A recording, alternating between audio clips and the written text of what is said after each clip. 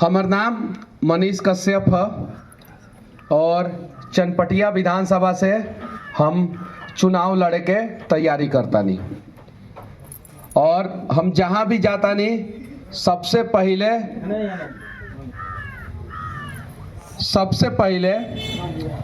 प्रणाम भैया एगो बात बतावता नहीं कि 2024 में हम लोकसभा के चुनाव लड़त रहनी 2024 में हम लोकसभा के चुनाव लड़त रहनी हमरा से एगो गलती भइल और हम वो चुनाव ना लड़नी और ना लड़नी ओकर अफसोस आज भी बाटे। वो गलती भइल हमरा से हमरा ओबरा चुनाव लड़े के चाहिए। अब जब चुनाव ना लड़नी तो बहुत सारा आरोप लागल हमरा ऊपर, बहुत सारा। कुछ लोग कहलक कि मनीष कश्यप डरे बैठ गइलन, कुछ लोग कहलक कि पैसा लेके बैठ गइलन। ये दूगो बात कहलक लोग। उम्मीद रहे लोग के कि मनीष बाड़न चुनाव लड़ता रहन तो कुछ ना तो कुछ करीहन, उम्मीद रहे। ना लड़नी, गलती भइल हमरा से और वो गलती लाख आज हमरा माफी मांगे के पड़ता। हमरा पता बा कि हमरा तरफ से गलती ना भई रहे, हमरा पता बा, लेकिन बहुत सारा चीज, बहुत सारा लोग बहुत सारा बात बतैलक, फैलैलक। कहलक लोग कि मनीष 2 करोड़ रुपया लेके बैठ गइलन। सही बात बा, इहो बात सुनने में आइल होई कुछ लोग। सही बात बा कि ना बा? आज हमरा वो सब चीज पे सफाई देवे के पड़ता। और वो बताई मनीष कश्यप से पहले कौन पार्टी आ केकरा के पार्टी में शामिल कैलक पैसा दे के, रौनी के बताई लगिन। एक आदमी के नाम बताई लगिन, केहू के नाम याद बा? केहू के? क्या मनीष कश्यप से पहले कोनो पार्टी में बड़ा नेता ना शामिल भइल? भइल कि ना भइल? भइल। अलग अलग पार्टी में बड़ा नेता शामिल भइल ना। तो फिर पैसा लेके काहे ना शामिल भइल? काहे कि आज तक के इतिहास में कोई भी राजनीतिक पार्टी किसी को भी अपने पार्टी में शामिल करता है तो पैसा दे के शामिल नहीं करता है, पैसा लेके करेला, पैसा दे के शामिल नहीं करता है। अगर करता है तो एक नाम बता दीजिए, एक सिंगल नाम बता दीजिए, सिंगल नाम। जब से देश आजाद भइल बा तब से राजनीतिक पार्टी का करेला, कहेला कि रउआ पार्टी में शामिल हो जाई आ 4 गो रोड के ठेका दे देम तहरा के, ये ना कहेला। सही बात बा कि ना? ओकरा अलावा का कहेला कि 4 गो पुलिस वाला गार्ड दे देम। मिलेला, बहुत सारा लोग के मिल जाला कि ना मिल जाला? जैसे पार्टी में शामिल होला लोग 4 गो गार्ड मिल जाला। ओकरा अलावा कहेला का कि हई फलाना सरकारी कंपनी बा, एमे मैन पावर के सप्लाई करो। मैन पावर के सप्लाई का होला? मजदूर के सप्लाई, ये देवेला। मनीष कश्यप के बारे में अफवाह फैलावल गई। काहे अफवाह फैलावल गई? काहे कि संजय जायसवाल के डर हो गई कि उनकर साम्राज्य के मनीष कश्यप हिला दिया। एक तरफ पार्टी में शामिल करैलक लोग आ दूसरा तरफ ये लोग अफवाह फैलैलक लोग। चलो ठीक बा, मनीष पैसा ले देलक के, जे देलक ओकरा से सवाल का है ना, जे देलक ओकरा से सवाल का है ना। लेकिन इन सब चीज के बीच में हम मानता नहीं कि हमरा से गलती भइल। हम सीधे क्लियर कहता नहीं कि हमरा से गलती भइल। लेकिन हमर पिताजी विधायक ना रहनी, राजनीतिक बैकग्राउंड हमार ना रहे, हमरा राजनीति के बारे में उतना समझ ना रहे, दिमाग से ना दिल से सोचनी। मनोज तिवारी आके कहलन, संजय जायसवाल हमरा से कहलन और बहुत सारा नेता लोग कहलक लोग कि मनीष तारा के हमनी के MLC बना देम संग या राज्यसभा भेज देम संग, तू जौन करे के चाहता रह नेता बन के करब, हमनी के खिलाफ लड़ के करब, उससे बढ़िया तू हमनी के साथ द, तारा के हमनी के पद पे पहुंचा देम संग, आ तू जौन काम करे के चाहता रह करियो। ये बात कहले रहे लोग आ ये बात अखबारों में आयल, ये बात न्यूजो चैनल में आयल, ये बात। और अगर मनीष कश्यप 2 करोड़ रुपया लेके पार्टी में जा सकत रहलन तो अभी तो सलमान खान के संगे काम करे का ऑफर आइल बा, बिग बॉस से ऑफर आइल बा ना। हमरा केकरा केकरा पता बा? और केकरा पता बा? और रौनी के पता बा? रौनी के चाचा सलमान खान के संगे हम जाके आराम से काम करती, बिग बॉस में आराम से टीवी पे आईती आ ज्यादा पैसा कमाईती। लेकिन हम ना गईनी, मना कर देनी, सारा न्यूज चैनल पे चलल, सीधे मना कर देनी। अगर पैसा पे आदमी बिकित तो वहां जाके काम करी तो वहां ज्यादा ना आसान काम रलक ह, आ ज्यादा ना पब्लिसिटी मिलित, आ ज्यादा ना पैसा मिलित कि ना मिलित। लेकिन हम नी के ना गईनी संग सीधे कह देनी कि हम बिग बॉस में ना जा सकता नहीं। अभी बिग बॉस टीवी पे होता कि ना होता, कुछ लोग देखते हो देखत बा। हमनी के चाहता नहीं संग कि कुछ बदलाव हो। अगर हमर गलती बहुत बड़का गलती बा, 2024 में बहुत बड़का गलती कैनी, तो रौनी के वो गलती के हमरा के सजा देम लगे। आ सजा का होला, वोट ना देहल के मतलब सजा होला नेता के, सही बात बा कि ना। लेकिन अगर वो गलती जाने अनजाने में हमरा से भइल बा तो एक बार वो गलती के माफ करके एक बार हमरा के मौका दी लगे, ताकि हम चनपटिया ला कुछ करी। अभी बहुत बड़ा बड़ा चैनल के पत्रकार लोग आई रलक ह, चनपटिया चीनी मिल में ले जाके सब चीनी मिल के स्थिति देखवैनी, अलग अलग जगह पे ले जाके देखवैनी। आज चनपटिया विधानसभा के चर्चा हो रहा बा कि नहीं क्या हो रहा। आखिर पटना से 210 किलोमीटर दूर बाटे ई विधानसभा के जौन बाटे चर्चा हो रहा बाटे। यहाँ पे के खड़ा होई, के लड़ी, एकर चर्चा जौन बाटे सिर्फ और सिर्फ यहाँ में ना, पटनों में चर्चा बा और दिल्लियों में चर्चा बा। लेकिन पटना में जौन बाटे 13-14 को विधानसभा बा, वो विधानसभा के कौन चर्चा बा अभी नहीं के चर्चा। अगर रौनी के मौका देम लगिन तो अभी तो सिर्फ और सिर्फ चर्चा बाटे। विधायक अगर बने तो हम वादा करतानी कि चनपटिया विधानसभा पूरा बिहार के नंबर 1 विधानसभा बनी। अब कुछ लोग कहे कि कैसे नंबर 1 बना सकता रहा, तो ये चनपटिया से पैदा होके, एगो गांव से पैदा होके यूट्यूब पे वीडियो बना बना के आज पूरा देश में नंबर 1 यूट्यूबर बननी कि ना बननी कि ना बननी। हमरा के देख के 25,000 से ज्यादा यूट्यूबर बिहार में भइल लोग कि ना भइल लोग।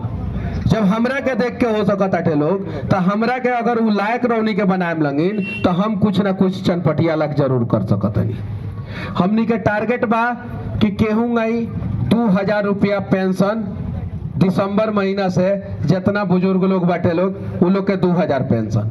महिला लोग बा रोजी रोजगार करे के चाहता थे लोग, 4% के दर पे जौन बाटे वो लोग के लोन देवे के बा। पूरा भारत में महिला लोग के 4% पे लोन ना मिलेला 4% के दर पे लोन देवे के। ओकरा अलावा जे नगदी फसल के खेती करी किसान, आज तक मोदी जी कहेनी कि किसान के आय दुगुना करें। रौनी के ईमानदारी से बोले लगे, किसान के आय दुगुना भइल ना भइल, लेकिन नेता के आय दुगुना भइल कि ना भइल। आज पूरा देश में सबसे गरीब राज्य कौन बा? कौन बा? बिहार बा। नेट पे सर्च मारी, सबसे पिछड़ा सबसे गरीब बिहार बा। शिक्षा के मामले में सबसे पीछे कौन राज्य बा? बिहार बा। शिक्षा में, स्वास्थ्य में सबसे पीछे कौन बा? बिहार। पर कैपिटा इनकम में सबसे पीछे कौन बा? बिहार। जब सबसे पीछे बा बिहार, तो बिहार के नेता अमीर काहे बा? जब बिहार राज्य गरीब बा तो बिहार के नेता भी गरीब होके के चाहिए। लेकिन देश में सबसे अमीर नेता लोग में बिहार के नेता बा, यानी नेता लोग बिहार के अमीर बा, जनता बिहार के गरीब बा। यानी बिहार के नेता केकरा के लूट ले बा? जनता नहीं। लेकिन सच्चाई बा कि बिहार का जनता वर्तमान समय में कुछ नहीं जानता, ये सच्चाई बा। काल एगो मजदूर हमरा से कहत रहलन, काल उनकर वीडियो बाटे, हम दिखा देम रौनी के, कि भैया पंजाब में गई रहनी संग, कहला संग का कि फगवाड़ा में कहला संग का कि 50 रुपया थाली बा। कै रुपया? 50 रुपया। अब 50 रुपया थाली के चक्कर में वो लोग होटल में बैठ के खाना खैलक लोग, और जब खाना खा लेलक लोग तो कहला संग 350 रुपया द पर थाली, और जब ना देनी संग तब पीटल संग, मोबाइल छीन संग। ऐसा एक जगह ना होला, बिहारी मजदूर के साथ ऐसा बहुत सारा जगह पे होला। तब भारतीय जनता पार्टी के या राजद के, कांग्रेस के केहू भी आदमी जौन बाटे सड़क पे विरोध करे ना उतरेला। लेकिन मोदी जी के अगर कुछ बोल देला जाला तो पटना में लाठी फाटा करे उतर जाला लोग। अपन बिहार के मजदूर मार खाला तो कुछ ना, लेकिन अगर केहू नेता के अगर जात के नाम पे केहू बोल दे तो देखिए पूरा जाते के लोग जौन बाटे खड़ा हो जाला अपना नेता लग। लेकिन उहे नेता जब उहे जात के लोग बीमार रहेला, अस्पताल में एडमिट रहेला तो बचावे ना आवेला। आज चाचा जी 14 लाख रुपया और नुकसान बा। कितना? 14 लाख रुपया। एगो गलत नेता के वोट देके 5 साल में कई लाख रुपया नुकसान? 14 लाख। चाचा दोनों चाचा रौनी के 14 लाख रुपया नुकसान बा 5 साल में। कितना? 14 लाख। और रौनी के नहीं के भरोसा तो बीजेपी के जो विधायक बानी ना यहाँ पे वहां से पूछी कि बात सही है कि ना। कांग्रेस के जो चुनाव लड़े आई ना नेता उकरा से पूछम कि बात सही है कि ना। हम एके पार्टी के से नहीं की कहत, हम दोनों पार्टी से कहता नहीं। अगर वो लोग हमारे बात के गलत काट दी तो वो हमरे के वोट मत दे दे, वो लोग के दे दे। सीधे क्लियर कहता नहीं। देश के पर कैपिटा इनकम 2 लाख रुपया बा, यानी देश के प्रति व्यक्ति आय कितना बा? कितना बा?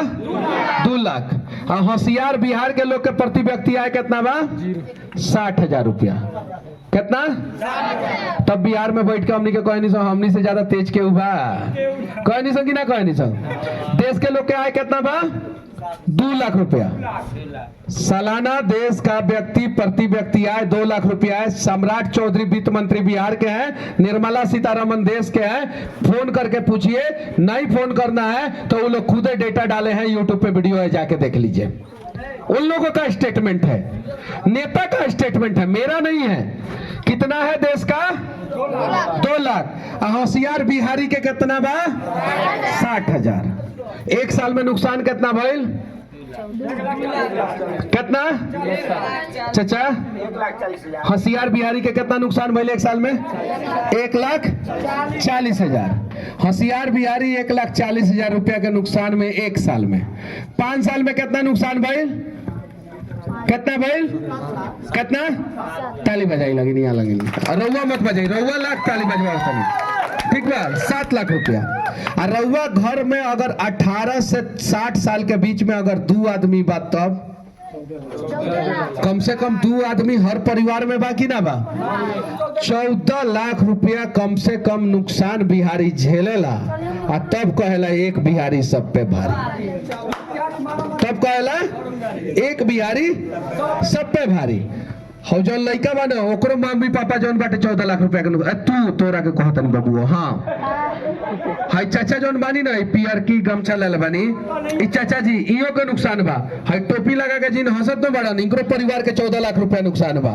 और ई नुकसान के वजह से बिहार आगे नहीं खे बढ़त। हम एवरेज से तुलना कैनी हम भैया, अगर सिक्किम से तुलना करती ना तो सिक्किम 6.5 लाख रुपया पे बा और बिहार 60,000 पे बा।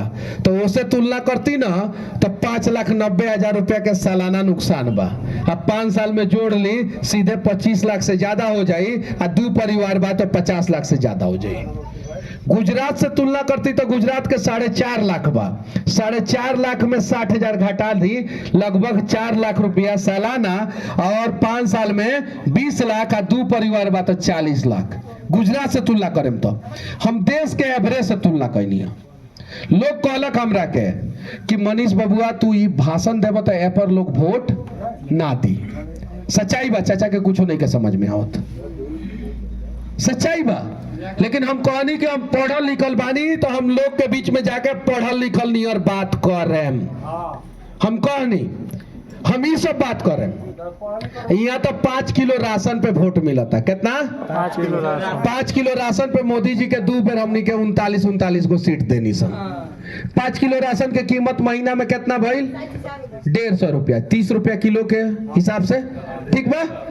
साल में कितना भइल? 150 रुपया के हिसाब से साल में कितना भइल? 1800 रुपया। 5 साल में कितना भइल? 9,000 रुपया। अब 9,000 रुपया के राशन चाहिए कि 14 लाख रुपया रहुआ वापस चाहिए, रहुआ डिसाइड करी। हम जानता नहीं कि हमनी के सरकार आई तो 14 लाख रुपया के भरपाया जौन बाटे एक के दिन में ना हुई। लेकिन वादा करता नहीं संग पर कैपिटा इनकम बिहार के बढ़ी और 5 साल के अंदर अंदर राउर 7 लाख रुपया नुकसान कम से कम हो जाई। ये वादा बाटे। लेकिन ये पर के वोट दी? चाचा के तो इंस्टेंट चाहिए, अभी के अभी, चुनाव के 24 घंटा पहले चाहिए। सच्चाई बा होला ना बिहार में, ये सच्चाई बा। जब गुजरात में जाई हम 2022 में 1 साल कंटिन्यूअस, ज्यादा समय गुजरात में बिताई, ज्यादा कम से कम 1000 वीडियो बा गुजरात के हमार, 1000 वीडियो, 1000 वीडियो। जब जाई ना 50 आदमी से भेंट करे जाए तो 50 आदमी 4 व्हीलर से आवे। कौन सी से आवे? 4 व्हीलर से। अच्छा, मोदी जी के बात पे भरोसा बा कि ना बा? कुछ लोग के बा और लड़का हिलावता कहता ना। अच्छा ठीक बा, जकरा नहीं के आ जकरा बाटे उ दू आदमी बैठल बा, केहू के बा केहू के नहीं के। मोदी जी कहत रहनी कि गुजरात में 2002 में कुछ नहीं था। मोदी जी के रिकॉर्ड बाटे, वीडियो बाटे। क्या कहत रहनी? गुजरात में 2002 में कुछ नहीं था। मोदी जी का स्टेटमेंट है। किसका? मोदी जी का। 2012 में गुजरात देश का नंबर 1 राज्य बन गया। 2002 में गुजरात में कुछ ना, 2012 में गुजरात देश का नंबर 1 राज्य। यानी गुजरात कितने साल में नंबर 1 बन गया? 10 साल में। जब गुजरात 10 साल में नंबर 1 बन सकता है तो नीतीश कुमार जी 20 साल में बिहार को नंबर 1 काहे नहीं बना? 20 साल में नीतीश कुमार जी 2005 में मुख्यमंत्री बने, उस समय बिहार सबसे पीछे था, और 2025 में आज मुख्यमंत्री हैं, आज भी बिहार सबसे पीछे है, सबसे पीछे। लेकिन हम लोग खुश हैं। किस बात से खुश हैं? घर में ललटेन के जगह पे, डिबरी के जगह पे बॉल जरत है। ये बात से हमनी के खुश बानी संग। ऐसे कहनी संग एक बिहारी सब पे भारी। गांव में रोड ना रहे, आज पीसीसी आ गई। ऐसे हमनी के खुश बानी संग। ऐसे हमनी के आगे निकले के प्रयास नहीं की करत संग। जरा सोचिए, जिस राज्य में आज भी बिजली और रोड मुद्दा हो, उस राज्य के बारे में जो है, क्या हम लोग कल्पना कर सकते हैं कि उस राज्य में हेलीकॉप्टर बनेगा? कभी कल्पना कर सकते हैं कि हवाई जहाज बनेगा? आज कर्नाटका में तेजस फाइटर प्लेन बन रहा है कि नहीं बन रहा है? बन रहा है ना। आज महाराष्ट्र में हेलीकॉप्टर बन रहा है कि नहीं बन रहा है? आज गुजरात में सेमीकंडक्टर बन रहा है कि नहीं बन रहा है? तमिलनाडु के लोगों को जो है एक समय शिवसेना 1980 में मार के भगाया था, उसी तमिलनाडु में आज पूरे देश का 60% कार बन रहा है कि नहीं बन रहा है? हरियाणा में हीरो और होंडा का प्लांट है कि नहीं है? आज राजस्थान में जो है दुनिया का सबसे बड़ा सोलर पावर प्लांट लगाया जा रहा है कि नहीं? बिहार में क्या है? बाढ़। कौन सी है? बाढ़। 100 बिहारी को एक आदमी आके बिहार से बाहर मारता है। 100 बिहारी को एक आदमी आके बिहार से बाहर मारता है। सब चुपचाप मार खाता है लोग। अब बिहार में आके कहता है लोग एक बिहारी 100 बिहारी ट्रेन हमारी, ये ना कहा जाला। कांग्रेस का कार्यकर्ता है क्या? अभद्र भाषा का प्रयोग नहीं, अभद्र भाषा का कहीं प्रयोग नहीं। नहीं, किसी का जिंदाबाद करिए, कोई दिक्कत नहीं है। आप भाजपा का जिंदाबाद कीजिए, कांग्रेस का जिंदाबाद कीजिए, जदयू का जिंदाबाद कीजिए, जनसुराज का जिंदाबाद कीजिए, किसी का, लेकिन गाली नहीं दीजिए, अभद्र भाषा का प्रयोग मत कीजिए। यहाँ पे आपके चाचा के समान न लोग बैठे हुए हैं। ये सब चीजों का समर्थन हम नहीं करते, हम सीधे विरोध करते हैं ये सब चीजों का। तो ये सब चीज बांटे कि ना बांटे? आज चनपटिया में एगो वरदान बा, वो वरदान बाटे बूढ़ी गंडक नदी, बाटे कि ना? बूढ़ी गंडक नदी, लेकिन वो आज अभिशाप बन चुकल बाटे। वरदान के अंग बनी, ओमे 12 महीना पानी रहेला कि ना रहेला? अब 12 महीना जो नदी में पानी रही तो नदी में हाइड्रो पावर प्लांट बन सकता कि ना बन सकता? अगर हाइड्रो पावर प्लांट बन जाई तो हमरा चनपटिया के जितना लड़का लोग बाटे लोग, वो लोग पलायन करे लक मजबूर ना हुई। और तब जंग गुजरात में हमनी के जात रहनी संग, आज 50 आदमी भेंट करे आवे तो 50 कार से आवे, तब जाके जौन बाटे बिहार के हालात बनी। और 50 में से 50 गो ना तो कम से कम 10 आदमी तो कार से जरूर आई, तब जाके स्थिति बदली। लेकिन ये स्थिति बदले के प्रयास नहीं के करत। चाचा रौनी के तो वोट दे नहीं लगी, और पिछले 40 साल से वोट देता नहीं लगी। कभी लोग वोट देलक लालू जी के मुख्यमंत्री बनावेला, कभी राबड़ी देवी के मुख्यमंत्री बनावेला, कभी नीतीश कुमार के, कभी जीतनराम मांझी के, कभी मोदी जी के प्रधानमंत्री बनावेला। कभी रउआ वोट दिल बनी ईमानदारी से कहीं चनपटिया के विकास लाख, ईमानदारी से कहीं करेज पे हाथ रख के। कभी रउआ वोट दिल बनी कि चंपारण के विकासों को ये लाख वोट देता नहीं हम, भैया ईमानदारी से कहीं। यहाँ गार्जियन लोग अगर साइकिल के पैसा ना आवेला तो 10 बेर जाके मास्टर से बतियाला कि साइकिल के पैसा आइल कि ना आइल। बैंक में जाके चेक करेला लोग खातवा कि साइकिलिया के पैसवा नहीं खे आई। सही बात बा कि ना?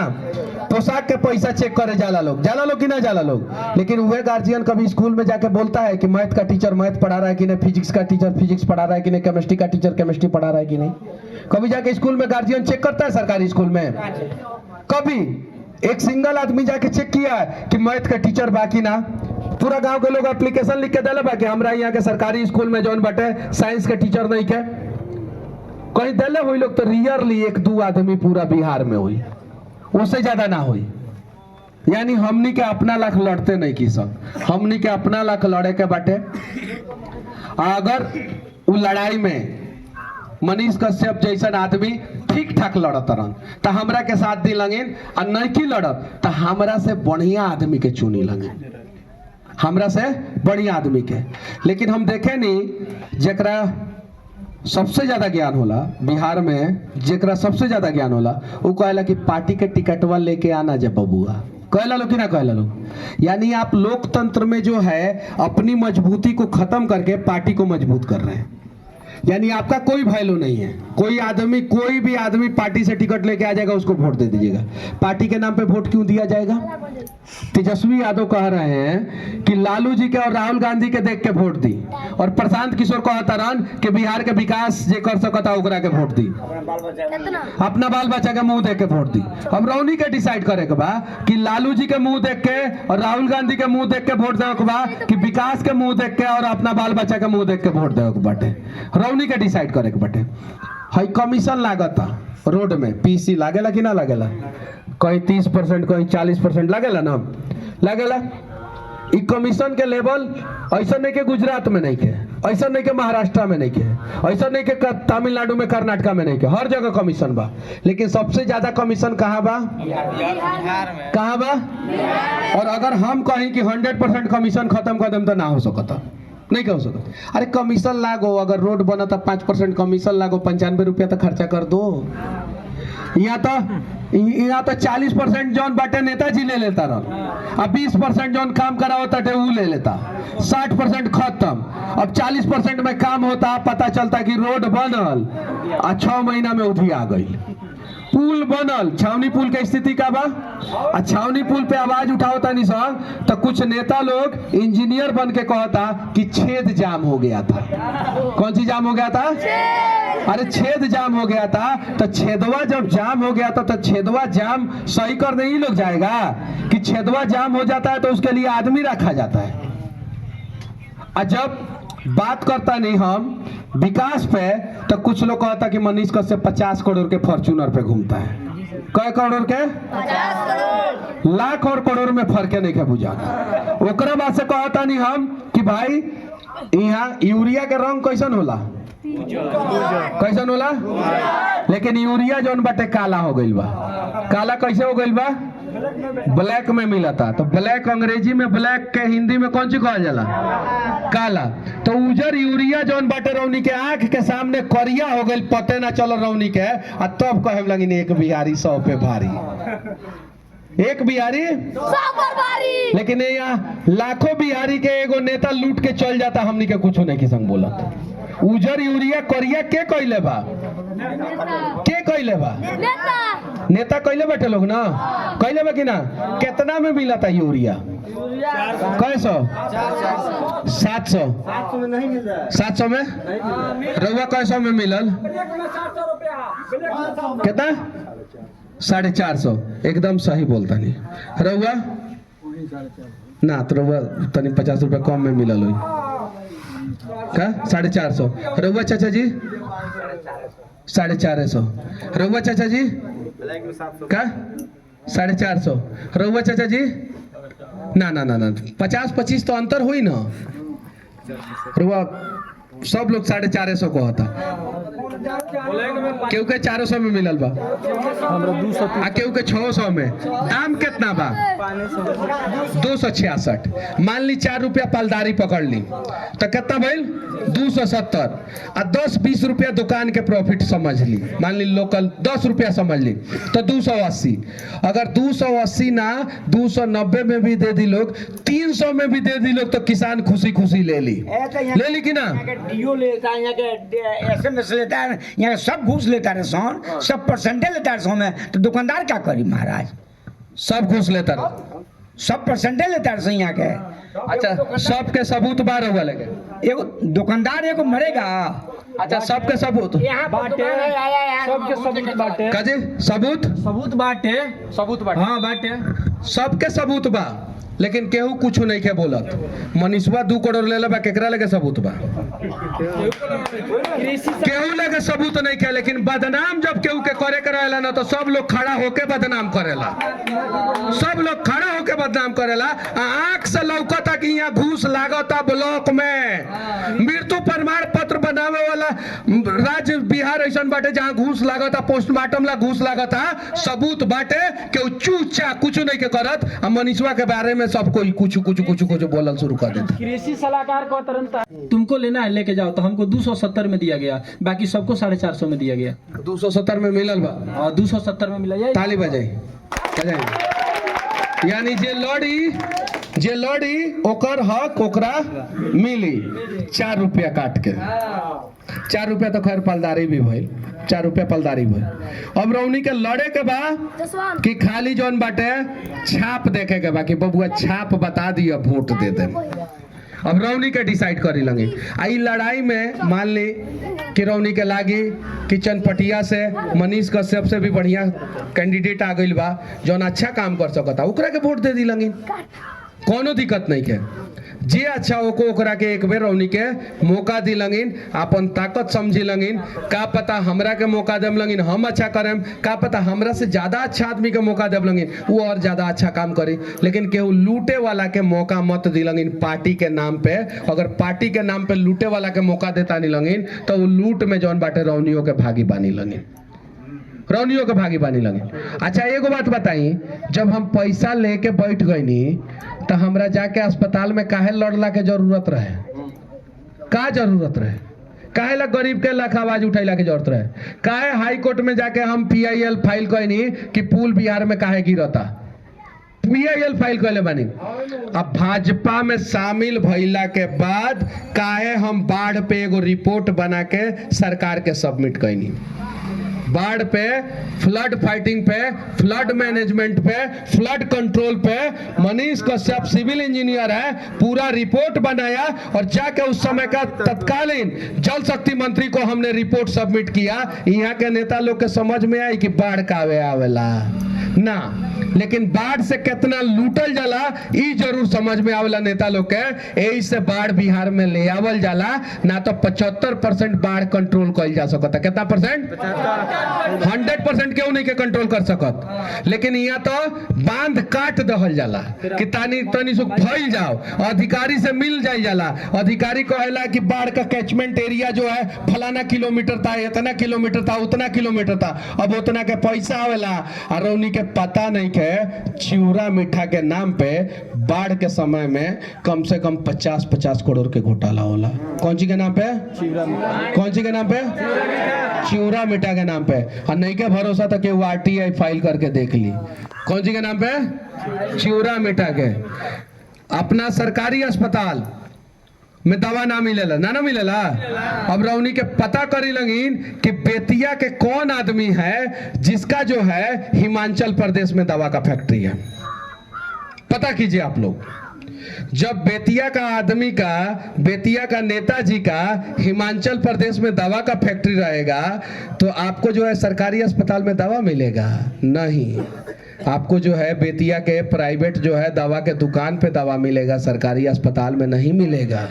और जो 3 रुपया का दवा है वो बढ़िया पैकिंग में, 3 रुपया का दवा बढ़िया पैकिंग में 30 रुपया में मिलेगा। और तब कहिएगा एक बिहारी, एक बिहारी, तब कहिएगा।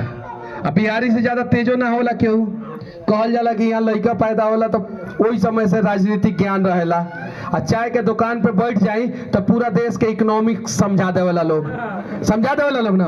और वह सवेरे जाई चाय के दुकान पे बैठ जाई, शहर में गांव में कहीं भी बात करी, कौन क्लास तक पढ़ ले बाड़ो तो ना नहीं कि पढ़ ले, तो देश के इकोनॉमिक्स समझावा, तो पूरा देश के विकास समझा दी लोग पूरा कि केंगे देश विकास करी, कौन नेता के वोट दल जाए तो देश के विकास होई, कौन नेता के वोट नहीं के देवे के, का करे के बा का नहीं के करे के। लेकिन ई ना बताई लोग तोर परिवार के विकास केंगे होई, ई ना बताई लोग। अब बताओ तनी परिवार के विकास केंगे होई।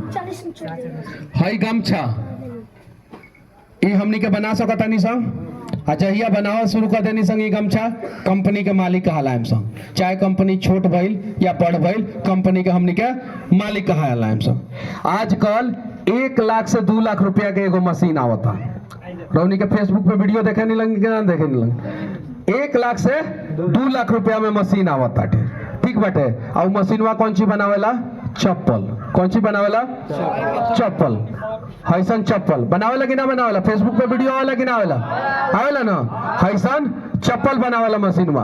आई 100 गो जोड़ा चप्पल जौन बाटे वो 8 घंटा में मशीनवा बना दी। आ एगो चप्पल पे अगर 10 रुपया प्रॉफिट बा तो 100 गो चप्पल पे 1000 भइल, आ महीना के 30,000 रुपया प्रॉफिट रोबा घरे बैठल कमा सकतनी। ई चप्पल जौन बाहर से बन के आवता यहाँ नहीं के बन सकता। रोबा जौन टोपी पहनले बानी तो टोपी चनपटिया में और रैया में एगो लड़का बनावता टोपी। मफलर रौनी के जौन इस्तेमाल करे नहीं लगिन वो मफलर बनताटे, हाई शर्ट बनता है, टी शर्ट बनता है, पैंट बनताटे।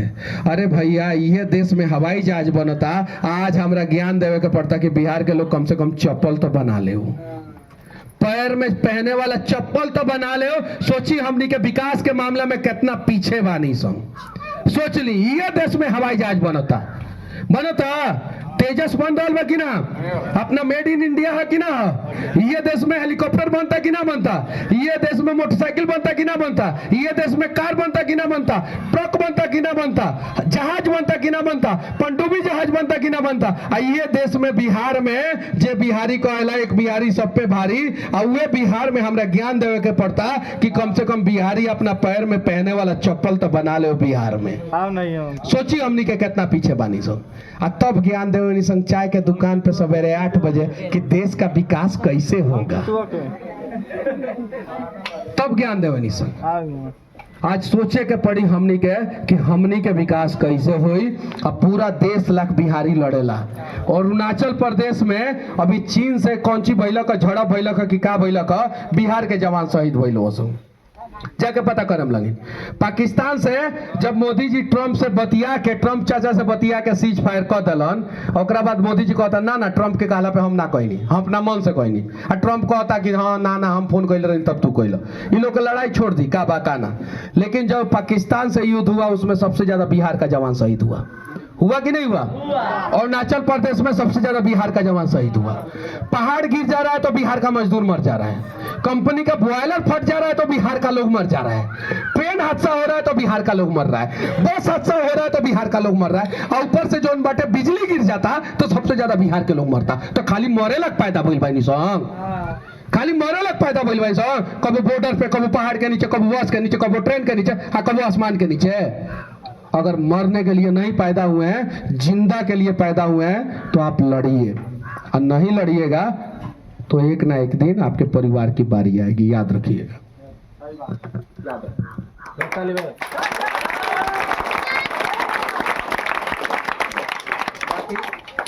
करे वाला नहीं है, फुल सपोर्ट है हमरा लगे, क्यों चुनाव प्रचार करे वाला नहीं है। मोदी जी ना आई हमरा लग चुनाव प्रचार करे, राहुल गांधी भी ना आई, नीतीश जी भी ना आई, तेजस्वी जी भी ना आई।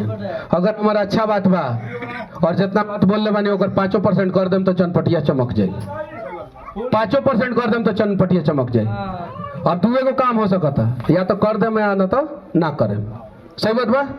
एगो कहानी सुनाता नहीं लास्ट में, आखिरी में सुने में लगी ध्यान से। एगो जंगल रहे, वो में जंगल के सबसे तेज जानवर कौन होला? चीता। सबसे तेज जानवर जंगल के कौन सी होला?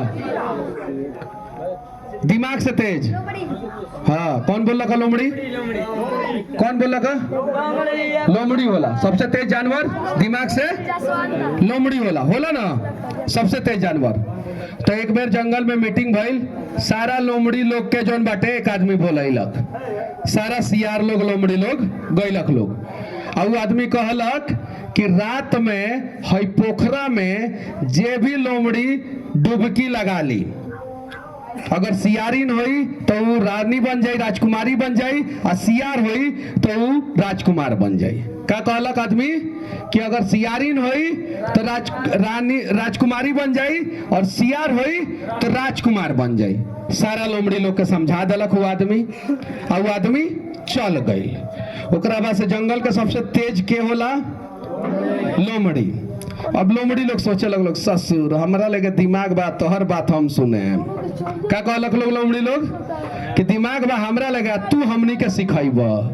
अब का भइल कि सवेरे हो गई, आ सवेरे भइल तो पता चलल कि एगो लोमड़ी, एगो सियारिन और एगो सियार राजकुमारी और राजकुमार बन गई। एगो सियारिन राजकुमारी और एगो सियार राजकुमार। तो सारा सियार लोग देखे लगलक लोग, आ कहता लोग रे तहनी के कैसे बन गइल बस? तो कहलक का दोनों गोड़ा कि सियार सियारिन तो पहले ही से बानी संग, आ ऐसे तो खराब दिन होइत ना। तो वो बतैलो तो सोचनी डुबकी लगा लेता नी, अगर ना होती तो सियारे सियारिन रहती, आ डुबकी लगा लेनी तो राजकुमारी या राजकुमार बन गई। कहानी हुए बा बिहार के लोग के।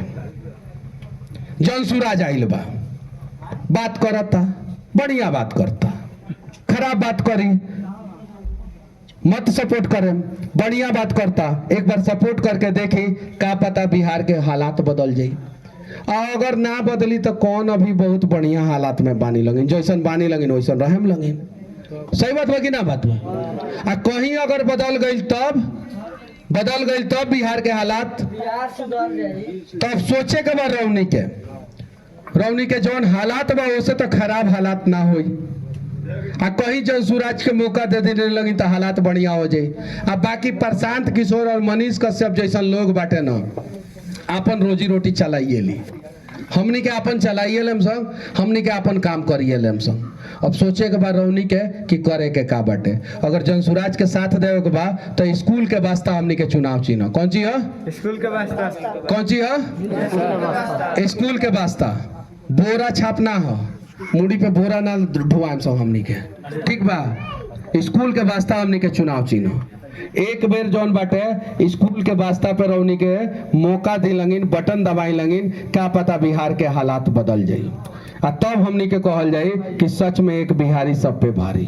तब हमनी के बिहार के दिमाग के पता चली, चूंकि एक बार ज्ञान के भंडार रहे बिहार, और आज जौन बाटे विनाश के भंडार हो गइल बा बिहार। तो स्कूल के वास्ता पे के वोट दी?